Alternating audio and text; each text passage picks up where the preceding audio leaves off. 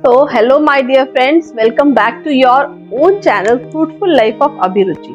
So, आज आपको लग रहा होगा कि मैं ये डायरी लेकर और बैठ के आपसे क्यों बात कर रही हूँ। एक्चुअली काफ़ी दिनों से ये वीडियो बनाने का मेरे मन में था, लेकिन किसी ना किसी रीज़न से हो नहीं पा रहा था।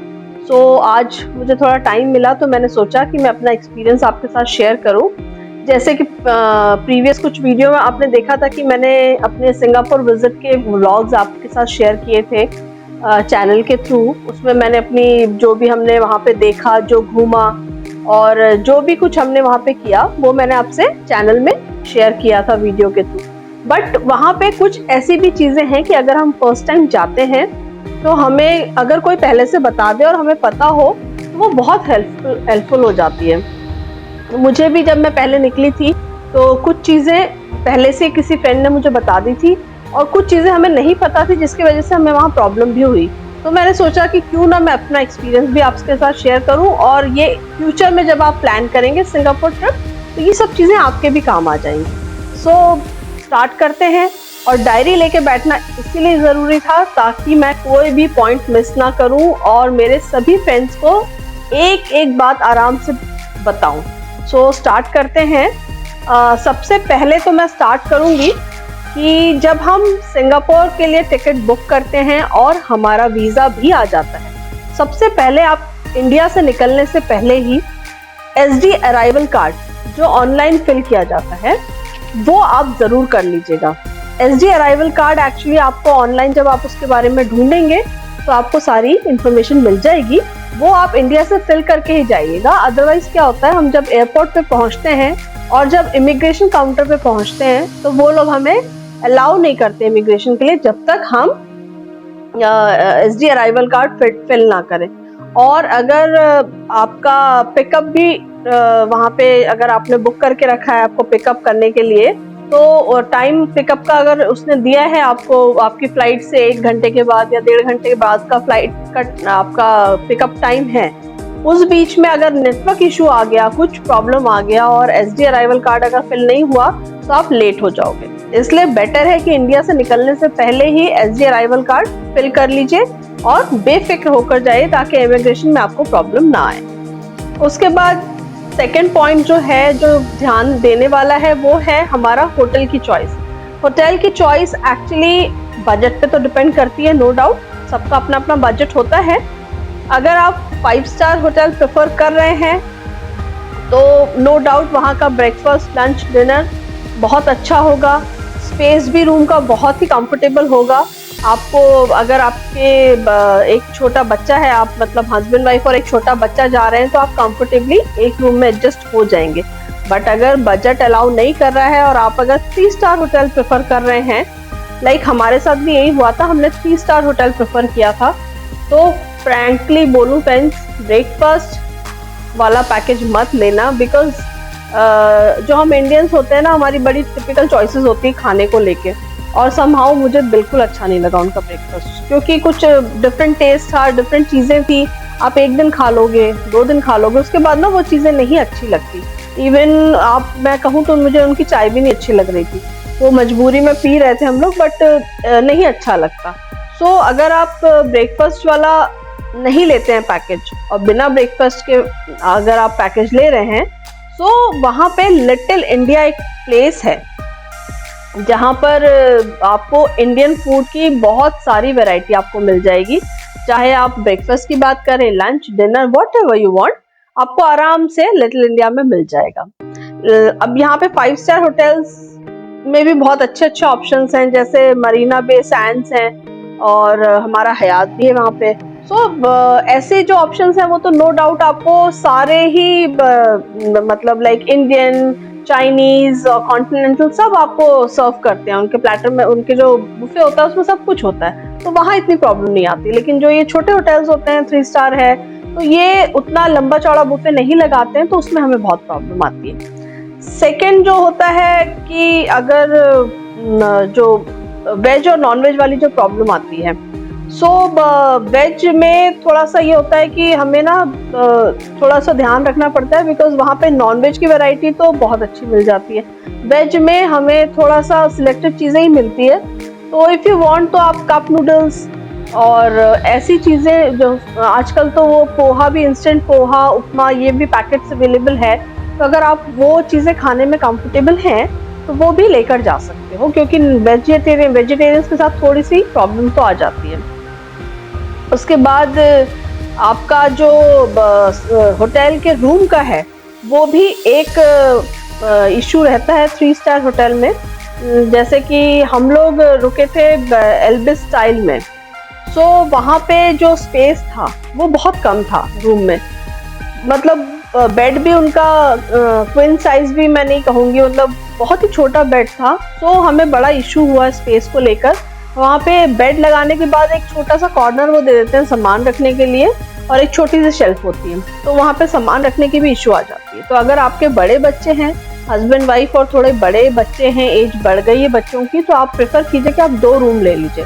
अदरवाइज आप 3-4 दिन बिना सोए या एकदम अनकंफर्टेबल सोते हुए कैसे निकालोगे?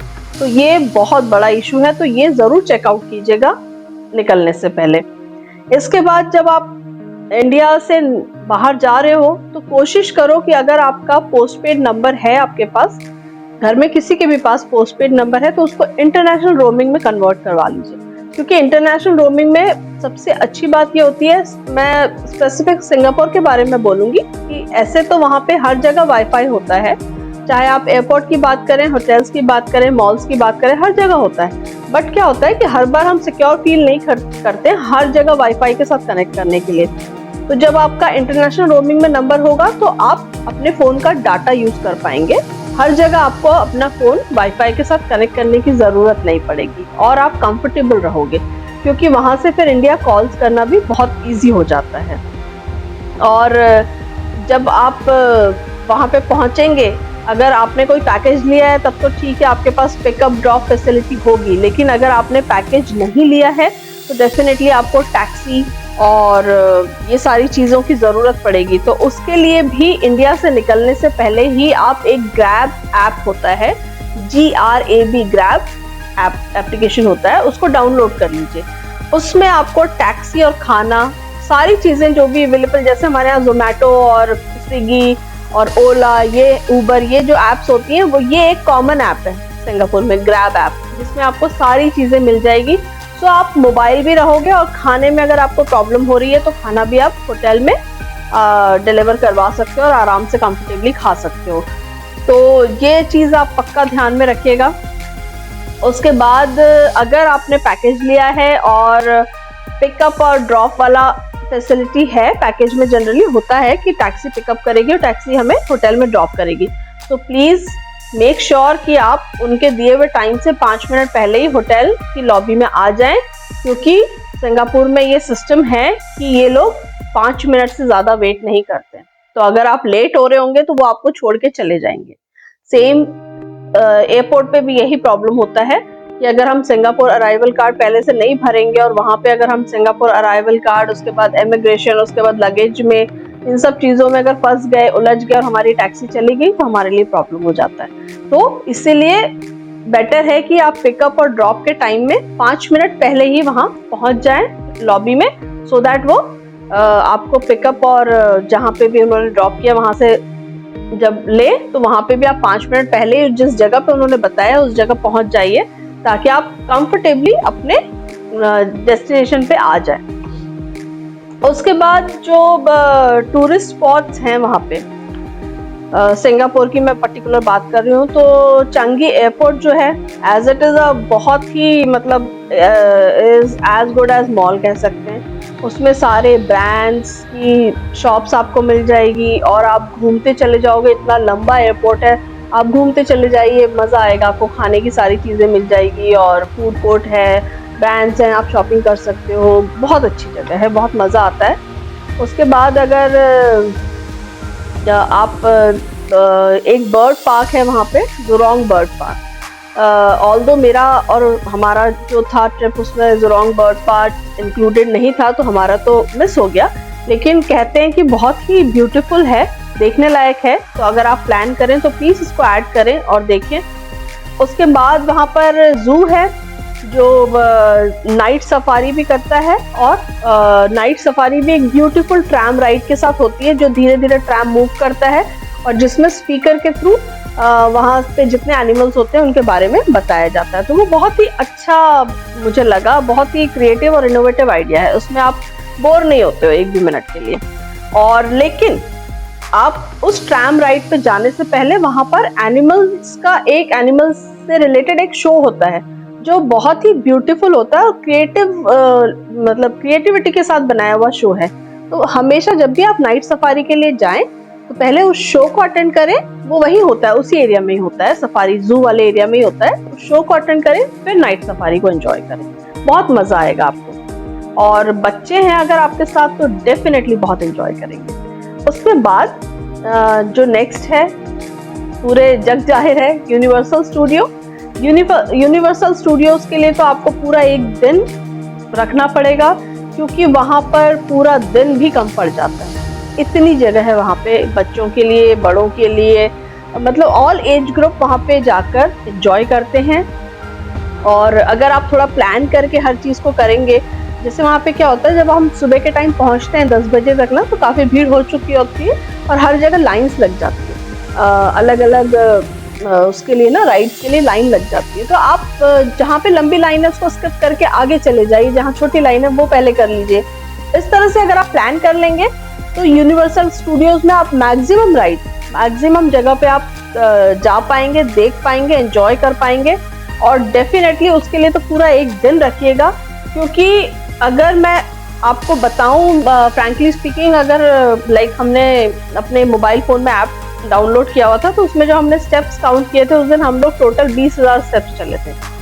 इतना चलना पड़ता है। तो it is not so easy कि हम एक ही दिन में 2 जगह पे कर पाएँ। तो बेटर है एक दिन पूरा यूनिवर्सल स्टूडियोज के लिए रखिए और आपको रिग्रेट बिल्कुल नहीं होगा, बहुत एंजॉय करिए आप वहाँ पे। उसके बाद गार्डन्स बाय द बे आपने कई पिक्चर्स में भी देखा होगा, और डेफिनेटली आपने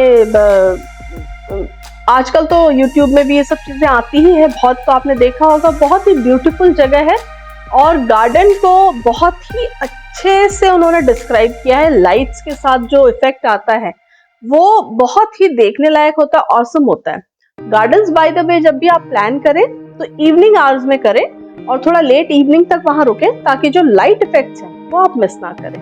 मॉर्निंग आवर्स में मत प्लान कीजिएगा, अदरवाइज वो लाइट इफेक्ट्स ना आप मिस कर दोगे। तो इवनिंग में ही प्लान करने वाली जगह है गार्डन्स बाय द बे।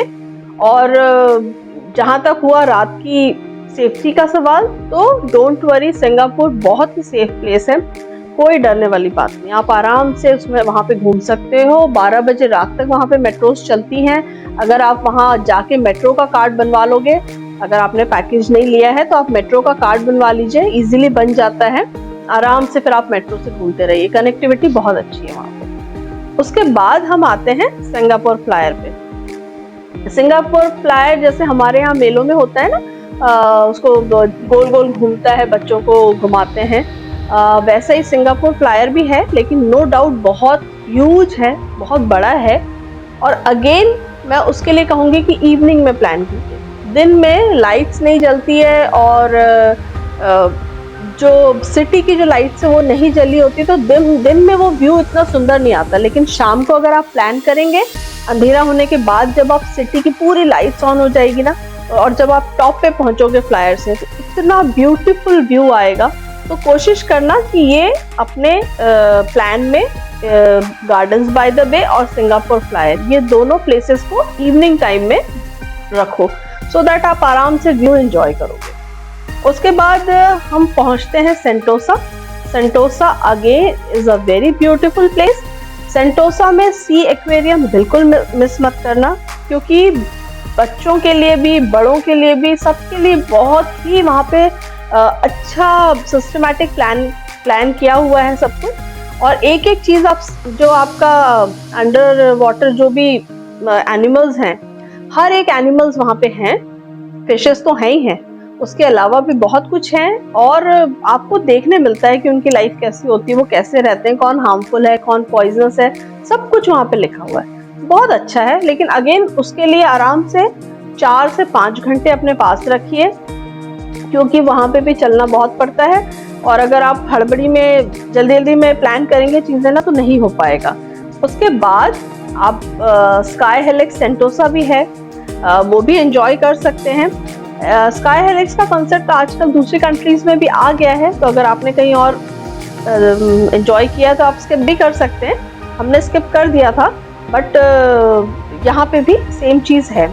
इसके बाद हम लोग आते हैं केबल कार। केबल कार हम सुनेंगे तो हमें लगेगा ना कि अरे हमने तो किया है बहुत बार, लेकिन इनका ना बहुत ही डिफरेंट कॉन्सेप्ट है। सिंगापुर में मैंने देखा कि अलग अलग चीज़ों का डिफरेंट कॉन्सेप्ट है। सो आप अगर केबल कार के शौकीन हैं, आपको मज़ा आता है अगर राइड लेना, तो आप पक्का जाइएगा। उसके बाद डॉल्फिन आइलैंड बिल्कुल भी मिस करने वाली जगह नहीं है, because dolphin as it is देखने में इतनी ब्यूटीफुल होती हैं। तो please do visit dolphin island, क्योंकि बच्चों को, बड़ों को, सबको वहाँ जाके बहुत मज़ा आता है और आप ना बहुत रिलैक्स फील करते हो ऐसी जगहों पे। एंड उसके बाद नेक्स्ट है हमारा ल्यू एंड स्काई राइड। अब ल्यू एंड स्काई राइड क्या होता है, पहले मैं आपको थोड़ा वो बताऊंगी, क्योंकि ये सुन के तो समझ में बिल्कुल नहीं आता। इसका जो नेम सुनेंगे आप तो बिल्कुल नहीं समझ में आएगा। इसमें क्या होता है कि पहले वो आपको एक झूले की तरह चेयर पे बिठा के पहले आपको एक ऊपर के एरिया में ले जाएंगे। एज गुड एज उसको आप केबल कार ही समझ लो, ओपन केबल कार। उसमें बैठ के हम पहले ऊपर की तरफ जाते हैं। उसमें वो हमें हमारी जो हमारी राइड होती है, जो केबल, जो क्या बोलेंगे हम लोग, जो जिसमें बैठ के हमने जाना होता है, वो हमारे साथ ही वो डाल देते हैं। हम उसमें उसको लेके चले जाते हैं। सो फ्रेंड्स, वहाँ पे जो कार्ट हमें देते हैं ऊपर, वो कार्ट से हमें नीचे आना पड़ता है। वो बहुत ही अमेजिंग लगता है। कार्ट से इतनी स्पीडली सब लोग नीचे आ रहे होते हैं, कोई ऐसे रिस्क वाली बात नहीं है। बच्चे भी करते हैं, बड़े भी करते हैं, बहुत मजा आता है। लेकिन नीचे आने के बाद जो हेलमेट आपको प्रोवाइड किया है ना, वो तुरंत रिटर्न मत करना। बिकॉज क्या होता है कि जब हम नीचे आ रहे होते हैं ना, तो जगह जगह पे कैमरास लगे होते हैं, और ये वो लोग नहीं बताते हैं आपको, खुद भी हमें नहीं पता चलता। उन कैमरास में आपकी पिक्चर्स कैप्चर हो रही होती है, और ये जो रनिंग वाली पिक्चर्स होती है, बड़ी ब्यूटीफुल कैप्चर होती है। वो हेलमेट जो होगा, वो हेलमेट में एक्चुअली एक नंबर कोड होता है। वो हेलमेट, आप उस नंबर कोड को अगर आप टाइप करेंगे, एक वहाँ पे कंप्यूटर जैसा स्क्रीन लगा होता है, जिसमें पॉज कर दो ना फिर ऐसे। सो वहाँ पे एक कंप्यूटर जैसा लगा होता है, जिसमें हमें अपने हेलमेट को स्कैन करना पड़ता है। स्कैन करते ही हमारी जो पिक्चर्स क्लिक हुई हैं, वो वहाँ पे शो होने लगती है। अच्छा, एक हमारी पिक्चर नहीं आएगी उस हेलमेट को, क्योंकि जिस लोगों ने उस हेलमेट को दिन भर में पहना होगा, सबकी पिक्चर्स आएंगी। उसमें से आप अपनी पिक्चर सिलेक्ट कर सकते हैं। अगर आपको लगेगा कि वो पिक्चर बहुत सुंदर आई है, बहुत ब्यूटीफुल आई है, बेस्ट पिक्चर है, तो उसको आप वहाँ ऑर्डर देके तुरंत ले सकते हैं। इसलिए जब तक आप अपनी पिक्चर्स वहाँ पर देख ना लें और ऑर्डर ना कर लें, तब तक वो हेलमेट रिटर्न मत कीजिएगा, क्योंकि अगर वो एक बार रिटर्न हो गया और मिक्स हो गया, तो फिर आप अपनी पिक्चर्स नहीं ले पाएंगे। सो ये ल्यू एंड स्काई राइड के टाइम पे ध्यान रखिएगा। उसके बाद, अब ये तो हो गए हमारे टूरिस्ट स्पॉट्स। इसके अलावा भी बहुत सारे हैं, बट ये हैं जो मेन हैं, जो देखने लायक है। इसके बाद हम आते हैं हमारी लैंग्वेज के ऊपर। सो सिंगापुर में फ्रेंड्स, फ्रैंकली स्पीकिंग, ना ही हिंदी होती है ना ही इंग्लिश। हिंदी तो होती नहीं है डेफिनेटली, इंग्लिश भी प्योर नहीं होती, उसको मैं बोलूँगी सिंग्लिश। एक्चुअली वो जो एक्सेंट यूज करते हैं ना, आपकी इंग्लिश कितनी भी अच्छी हो, उनका एक्सेंट आप नहीं पकड़ पाओगे। वो क्या बोल रहे होते हैं, कुछ नहीं समझ आता। तो थोड़ा सा केयरफुल रहिएगा व्हाइल बुकिंग द टैक्सी। जब आप ड्राइवर से जो स्पॉट के बारे में बात कर रहे हो, या शॉपकीपर से जब बात कर रहे हो, तो थोड़ा सा केयरफुल रहिएगा सुनने के लिए, समझने के लिए कि वो क्या बोल रहे हैं। क्योंकि मैक्सिमम लोगों की ना जो उनकी एक्सेंट होता है, वो समझ नहीं आता, और ये बड़ी प्रॉब्लम फेस की है मैंने भी वहाँ पे। सो थोड़ा सा केयरफुल रहिएगा। और वहाँ पे बहुत सारे इंडियंस भी मिल जाते हैं, जो आपको हेल्प कर देंगे समझने में, बात करने में, तो वो एक अलग मज़ा होता है। और सबसे अच्छा मज़ा तो वहाँ पे तब आता है जब आप आपस में अपनी फैमिली के साथ हिंदी में बात करते हो, क्योंकि और किसी को समझ नहीं आ रहा होता कि आप क्या बात कर रहे हो। तो सबसे बेस्ट टाइम वही होता है। उसके बाद सेंटोसा जब आप पहुँचते हो, तो हम लोग ओएशिया होटल में रुके थे। ओएशिया होटल का बेस्ट पार्ट ये था कि होटल बहुत ब्यूटीफुल था, रूम बहुत स्पेशियस था, और हमें बहुत मज़ा आया। थोड़ा सा ब्रेकफास्ट का तो वहाँ पे भी वही इशू है कि उनका ब्रेकफास्ट थोड़ा सा टेस्ट डिफरेंट है, तो उनका भी ब्रेकफास्ट डिफरेंट ही होता है। बट ठीक है, मतलब हमारा चल गया वहाँ पे काम। और सेंटोसा में ओएशिया होटल में रुकने के बाद मुझे जो सबसे बेस्ट चीज़ लगी वो वहाँ पे ना एक मोनोरेल चलती है। जैसे हमारे यहाँ ट्रैम चलती है वैसे ही वहाँ पे मोनोरेल चलती है। सो जो वहाँ पे मोनोरेल चलती है वो साइज में तो हमारे जो ट्रैम्स होते हैं उनके बराबर होती है, लेकिन चलती वो मेट्रो की तरह है। तो मुझे बेस्ट जो लगा वहाँ पे ओएशिया होटल में रुकने का कि ओएशिया के सामने मोनोरेल का स्टेशन था। हम लोग बड़े कंफर्टेबली वहाँ से मोनोरेल लेते थे और ये जो मोनोरेल थी वो डायरेक्टली वीवो सिटी मॉल तक जाती थी, मतलब वीवो सिटी मॉल के अंदर तक जाती थी। तो हम बड़े कंफर्टेबल हो गए थे और वहाँ के आसपास की सारी चीजें हमने मोनोरेल में ही आराम से कवर कर ली थी। तो बहुत ही कंफर्टेबल है वो मोनोरेल वहाँ पे। वो वहाँ से Vivo city mall direct monorail से आप पहुँच जाते हो। उसके बाद अगर मैं शॉपिंग प्लेसेस की, मॉल्स की बात करूं तो वीवो सिटी मॉल है, बहुत ही बड़ा और ह्यूज मॉल है। आप आराम से जाके वहाँ शॉपिंग कर सकते हो। अगर आपको एप्पल आईफोन लेना है तो वहाँ पे एप्पल का बहुत बड़ा स्टोर है और डेफिनेटली इंडिया से कम रेंज में वहाँ पर मिल जाता है। अगर आपको नहीं भी लेना है तो जस्ट एक बार घूमने के लिए चले जाइएगा फ्रेंड्स, मजा आ जाएगा। बहुत ही ब्यूटीफुल स्टोर है, फ्लोटिंग स्टोर है, बहुत प्यारा है। और उसके बाद मैं ब्रांड्स की बात करूं तो जो सिंगापुर के मेन ब्रांड्स है वो है पेड्रो और Charles and Keith. Pedro and Charles and Keith दोनों में आपको शूज और हैंडबैग्स मिल जाएंगे, लैपटॉप बैग्स मिल जाएंगे, शूज मेंस वुमेन्स दोनों मिल जाएंगे, बेल्ट्स मिल जाएगी। और एक्सप्लोर ज़रूर कीजिएगा। वीवो सिटी मॉल में भी इनके स्टोर्स हैं, आपको एयरपोर्ट पे भी इनके स्टोर्स मिल जाएंगे और अदरवाइज एक कॉमन मार्केट है जहाँ पे इनके स्टोर्स आपको मिल जाएंगे। आप वहाँ पे जाइए, एक्सप्लोर कीजिए। उनकी ना जो शूज़ की फिटिंग होती है बहुत अमेजिंग होती है और हैंडबैग्स भी डेफिनेटली बहुत ही अच्छी डिज़ाइंस के थे वहाँ पे, बहुत प्यारे थे। तो दोनों ही ब्रांड बहुत अच्छे हैं, आप पक्का उसको एक बार विजिट करके देखिएगा कि आपका बजट अलाउ करता है या नहीं करता है।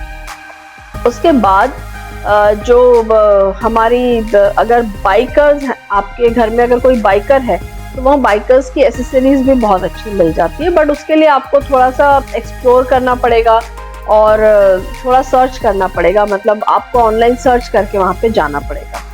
और उसके बाद अगर आपको वहाँ से सोवेनियर्स लेके आने हैं, आपके फ्रेंड्स हैं उनके लिए चॉकलेट्स आनी है, फैमिली मेम्बर्स के लिए कुछ लेके आना है, तो बगी स्ट्रीट करके एक मार्केट है, बगी स्ट्रीट। बगी स्ट्रीट में जाकर आपको कम रेंज में $10, $12 के अच्छे सोवेनियर्स मिल जाएंगे, सस्ते हैंडबैग्स भी मिल जाएंगे, लेडीज हैंडबैग्स और जो बच्चों के लैपटॉप बैग्स होते हैं या क्यूट से जो शोल्डर बैग्स होते हैं वो भी मिल जाएंगे। तो इस तरह की शॉपिंग के लिए बगी स्ट्रीट इज फैंटास्टिक, मजा आ जाएगा आपको।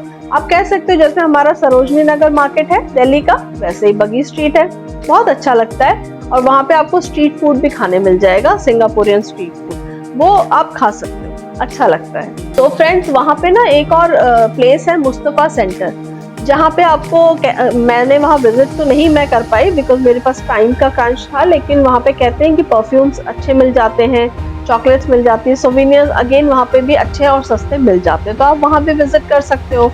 यही चीज़ें थी फ्रेंड्स जो मैं आपसे शेयर करना चाह रही थी।